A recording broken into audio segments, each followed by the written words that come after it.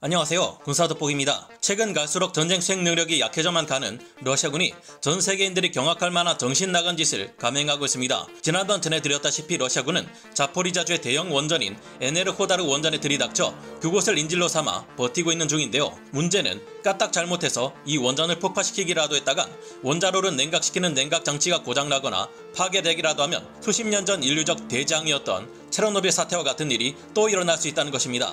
안 그래도 자포리자주의 에네르호다르 원전에서는 외부의 전력선마저 차단되어 비상발전 장치를 통해 냉각 장치로 원자로를 냉각시키고 있었는데요. 그런데 최근 러시아군이 이런 에네르호다르 원전 인근에 대규모 포격과 폭격을 가해놓고는 우크라이나군이 원전을 공격하고 있다고 뒤집어 씌우는 어이없는 여론전을 벌이고 있습니다. 이 같은 일에는 우크라이나뿐만이 아니라 전 인류가 크게 분노해 러시아를 규탄해야 할 것 같은데요.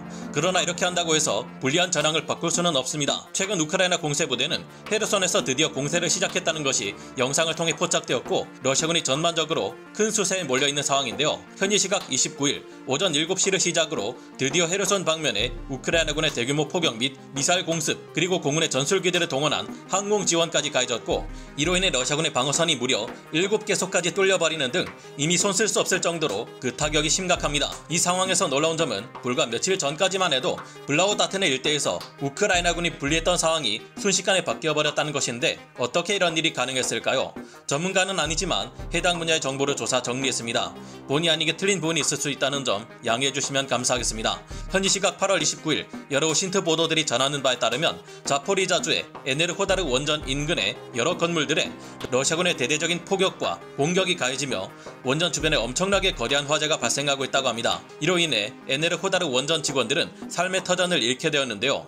현지 시각 8월 28일 깊은 밤 러시아군은 포병의 포격과 공격 헬기의 공습을 통해 자포리자주 북부에 위치한 에네르호다르 원전 주변 지역에 대대적인 공습을 가했고 미 항공우주국 나사가 제공하는 화재 관측 정보를 나타내주는 FIRMS2 사이트에서도 대규모의 화재가 에네르호다르 원전의 북쪽과 남쪽을 마치 포위하듯 발생했던 것을 확인할 수 있습니다. 원전 주변을 공격했다는 것만으로도 원자로의 멜트다운을 일으켜 전 지구적인 대재앙을 유발할 수 있어 경악할 만한 일인데 더 기가 막힌 것은 러시아군이 이 같은 공격을 우크라이나군이 했다고 뒤집어 씌우려 하고 있다는 것입니다. 자포리자주의 에네르호다르 원전 인근 공격이 발생한 직후 러시아 국방부에서는 이번 화재는 우크라이나군의 포격에 의한 것이다. 우크라이나군은 이틀째 원전에 포격을 가하고 있으며 러시아군은 원전 방어를 강화하고 있다. 러시아군은 원전 단지 내에 보관되어 있는 사용국 핵연료 저장소로 돌진하던 우크라이나의 무인 공격기를 격추시켰다. 이번 포격은 헤르손 전선의 드네프르 강 이북에 있는 우크라이나군 장악지역인 니코폴에서 미국이 지원한 M777 견인 곡사포를 통해 감행되었다라는 황당하기 어이없는 주장을 우겨대고 있습니다. 러시아 이 같은 주장은 신빙성이 전혀 없는데 왜냐하면 폭발이 발생했던 8월 28일 밤부터 앞으로 9월 초까지 우크라이나 현지에서는 바람이 우크라이나 쪽을 향하고 있기 때문입니다. 우크라이나군이 바보가 아니라면 굳이 자신들의 에네르호다르 원전을 자기들이 공격해 우크라이나 남부, 동부, 중부 할 것 없이 전 지역을 고농도 방사성 물질에 피폭되게 만들 이유가 없겠죠. 에네르호다르 원전의 방사성 물질 유출 위험이 점점 더 커짐에 따라 우크라이나에서는 지난 8월 26일부터 자포리자 지역의 주민들과 군인들을 보호하기 위해 어떻게 해서든 방호복이나 요오드와 칼륨 등의 의약품을 전하기 위해 쓰고 있습니다. 에네르호다르 원전을 장악한 러시아군은 위기에 처할 경우 스스로 이 원전을 폭파시키겠다는 태도까지 보이고 있어 우크라이나군 입장에서는 이들을 공격해 제압할 수도 없고 몰아낼 수도 없어서 참 골치 아픈 상황입니다. 부디 러시아군이 최악으로 치닫는 전황을 뒤집기 위해 너 죽고 나 죽자는 태도로 에네르호다르 원전을 폭파시켜 우크라이나 전역을 방사능으로 피폭시키는 일만은 일어나지 말아야 할 텐데요. 드디어 헤르손 전선의 우크라이나군이 공세를 시작했으며 러시아군은 이에 밀려 방어선이 우죽순으로 무너지고 있기 때문입니다. 사실상 러시아군의 가장 주요한 주력 부대가 남부전선 및 헤르손 전선에 배치된 이후 지난 며칠 동안 헤르손의 우크라이나군은 공세를 취하기는커녕 오히려 수세에 몰린 바 있습니다. 그러나 드디어 우크라이나군이 대대적인 반격을 개시하며 상황을 180도 반대로 뒤집어 놓기 시작했습니다. 현지 시각으로 지난 29일 아침 7시부터 헤르손 방면의 러시아군 방어 진지에는 우크라이나군의 대규모 포격과 미사일 공습이 쏟아지기 시작했습니다. 이때 우크라이나군은 러시아군 방어 진지에 3개소의 돌파구를 만들었고 이로 인해 러시아군의 1차 방어선이 완전히 무너져 버렸는데요.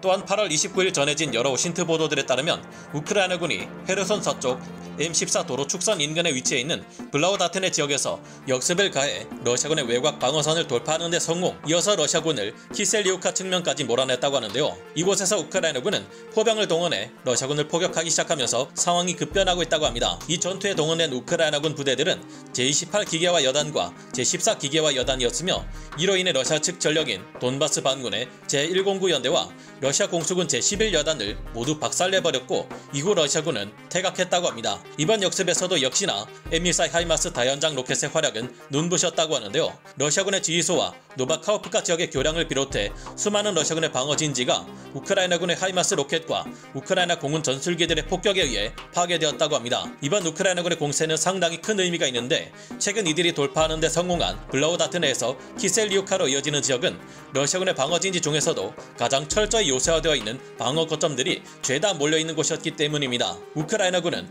이 지역 러시아군의 보급로를 미리 초토화시킨 상태에서 밤새도록 하이마스를 비롯한 각종 정밀 타격이 가능한 포병 전력으로 포격을 퍼붓고 전술기들을 동원해 항공 폭격까지 퍼부어대며 러시아군의 방어 진지를 순식간에 무너뜨렸다고 하는데요. 여기에 더해 우크라이나군은 헤르손 동쪽의 다비드비 브리의 러시아군 방어선 또한 돌파했고 포사드 포크로프스케 지역의 러시아군 방어 진지에도 우크라이나군의 전술기들과 공격 헬기들이 들이닥쳐 맹공격이 쏟아졌다고 합니다. 이처럼 우크라이나군이 무차별 맹공격을 가해대자 참다 못한 러시아군의 방공 시스템들이 우크라이나군의 시드 작전에 파괴될 것을 각오하고 대응에 나섰지만 소용없었습니다. AGM-88 함 대레이더 미사를 보유한 우크라이나군은 이 기회 시드 작전을 통해 노바카우프카 지역 및 헤르손 지역 그리고 베리슬라프 지역의 러시아군 방공 시스템들을 모두 파괴해버렸고 M14 하이마스 다연장 로켓과 M270 MLRS 다연장 로켓은 또다시 러시아군의 탄약고를 파괴하고 러시아군 포병대를 제압했습니다. 우크라이나군은 지금도 맹렬한 포격과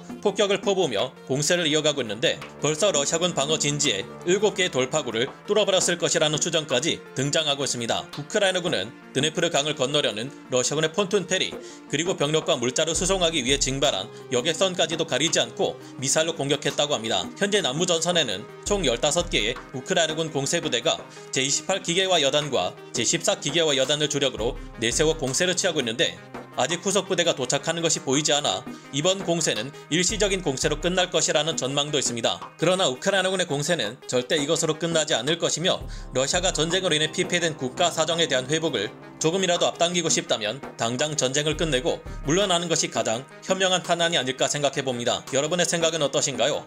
오늘 군사돋보기 여기서 마치고요. 다음 시간에 다시 돌아오겠습니다. 감사합니다. 영상을 재밌게 보셨다면 구독, 좋아요, 알림 설정 부탁드리겠습니다.